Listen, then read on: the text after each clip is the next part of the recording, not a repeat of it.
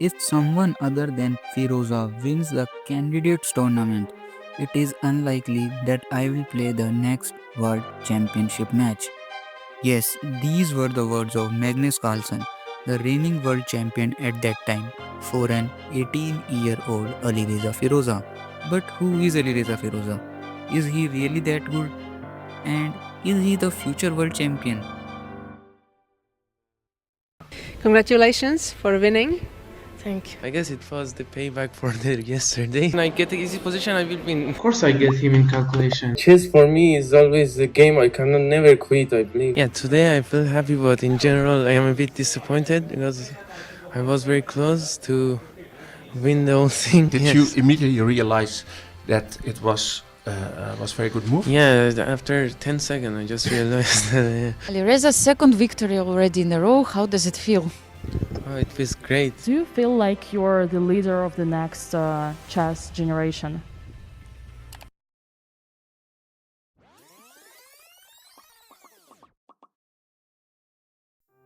Alireza was born on 18th of June 2003 in Iran to Hamidreza Firouzja and his wife. Now, if you look at most elite chess players, their stories usually start the same way. A kid barely old enough to read is pushed into chess by ambitious parents, drilling openings before they even start school. But Alireza's story is a bit different. His father, who worked as a real estate agent in Iran, wasn't some chess obsessed mastermind. In fact, in an interview with ChessBase India, he admitted that he had never even played chess himself, and signing Alireza up for a chess club wasn't part of some grand plan, it was more of an accident. And unlike the classic chess dad who controls every move his child makes, Alireza's father wasn't that type at all. He didn't force his son into endless training or pressure him to win trophies. But sometimes life has its own way of setting a path, right? Because once Alireza touched the chessboard, everything changed. No, unfortunately, I never played chess. Alizo, when was about 7 or 8 years old, in summer, we registered his name for football, gymnastics, swimming, and accidentally, it was an accident. My wife see his family who going to with her children to chess club, and also we registered his name, and he loves chess too much. He is connected in chess every moment, every hour. Every time he's thinking about chess. Yes, yes. Sometimes I am thinking why he think too much about chess, but it is the way he chose for himself. Even while eating, he's thinking about chess. I think every time. I think when we are in plane, in car, in every time he's thinking about chess. Even he wants to watch movie, he going to the watch TV that is connected to chess. It was clear from a very young age that he had exceptional talent. In 2015, he won the gold medal in Under 12 Asian Youth Chess Championship. At the age of 12, he won the Iranian Chess Championship, scoring a full point ahead of his nearest competitors. Alireza became the youngest ever to win this title. The same year, Firouzja rating increased to 2475, which is like damn close to the rating required to become a grandmaster. And keep in mind, Alireza is still 12 years old. And even in online chess, people began to notice his strength. Your analysis and computers are a little different than our game review. We had 3 brilliant moves in this game. Hopefully I don't get banned again. Oh man, I'm going to tell a story while we have Alireza here. So when Alireza was young, and nobody knew who Alireza Firouzja was, I think you were 13. Maybe less. Yeah. Maybe less. So we knew of this kid before anyone else did, and because he was racking up wins, and he basically reached like the autobahn level on our site. We didn't know who he was. You weren't even a GM yet. You were like 11 or. I am, yes. Okay, you am, and we banned him. We did a manual review, and we said, no, this is a human, a very strong human, but a human. And then I will say this, without calling out any other names, one thing that Alireza, doesn't know is, before people knew how good Firouzja was going to be, I had more top grandmasters email me about this account and say this person's cheating, and I would email them. You now have played and beaten some of them in tournaments. I will tell you that. And I would say, no, guys, relax. He's clean. He's just a future star, and here he is, a star of the future, sitting with us in the candidates. So that's you brought it up. So there you go. I had to tell the story. Let's take a leap of 2 years.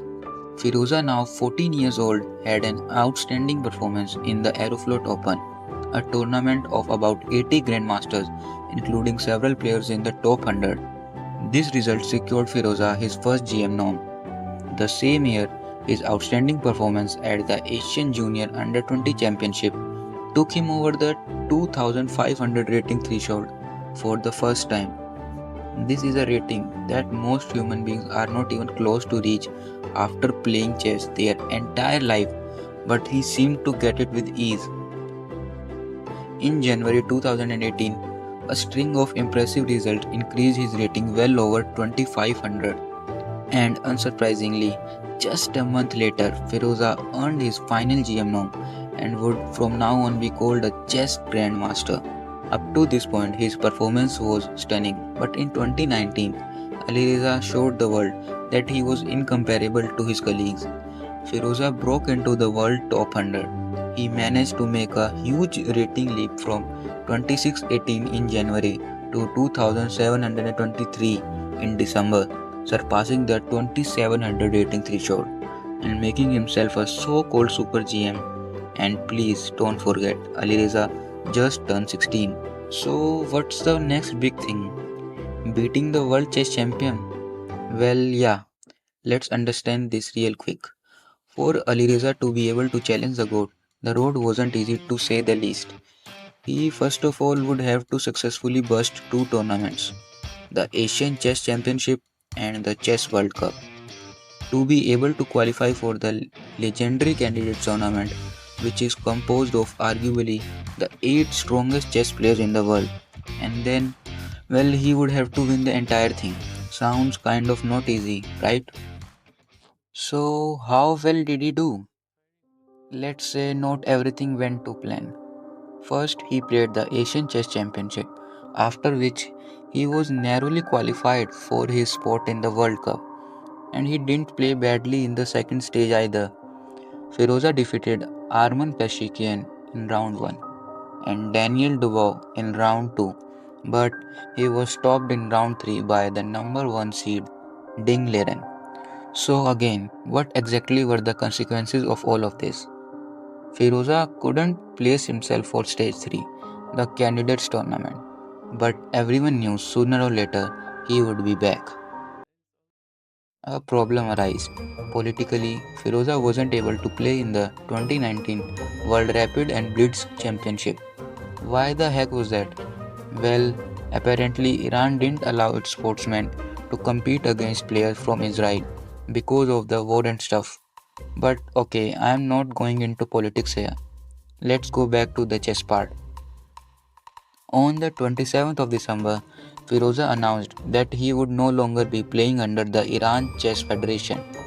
He basically had to make himself a neutral player because his home country wouldn't let him play chess from now on.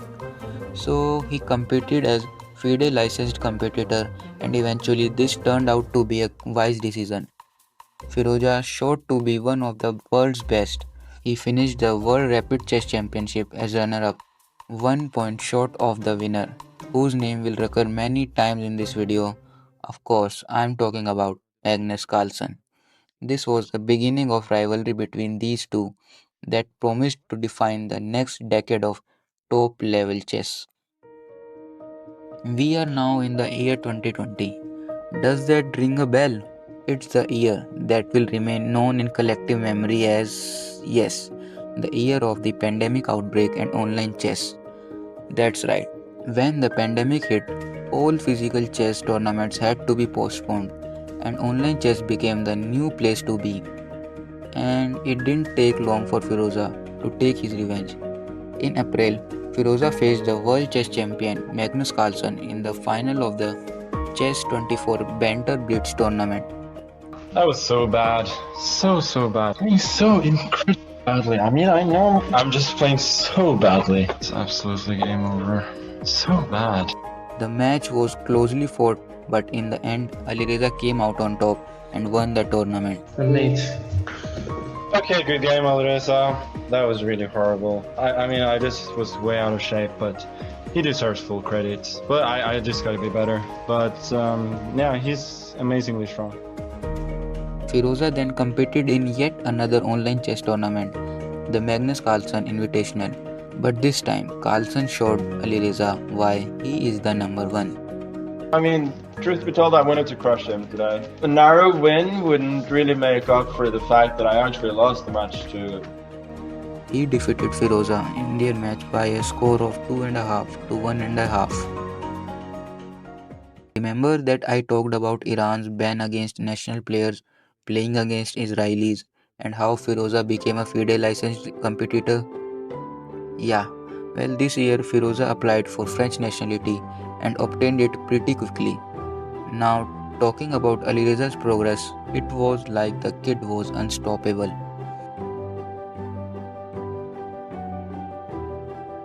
After finishing in second place in the Norway Chess Super Tournament, right behind Magnus Carlsen, he moved into the world's top 10, and Firouzja showed his chance yet again to challenge Magnus. But remember, there is this path that you need to follow, composed of different stages and full of obstacles and traps, where only the best will be find their way to eventually fight the final boss. Remember that one? Well, in stage 1, Alireza participated in the FIDE Grand Twist tournament where he won, thus qualifying for stage 2, the Candidates Tournament 2022. It was around this time that Alireza became the number 2 rated player in the world, right behind Magnus Carlsen, with his rating rising above the 2800 for the first time. And just to mark how exceptional this was, Alireza back then was just 18 years and 5 months old. I mean, think about it. Alireza was the second highest rated player in the world, having just reached adulthood. That seems like indeed a world record. Firouzja became the youngest player to be rated over 2800, breaking the previous record set by the GOAT himself. And quite notably, after winning the World Chess Championship 2021, Magnus Carlsen said, "If someone other than Firouzja wins the Candidates Tournament, it is unlikely that I will play the next World Championship match."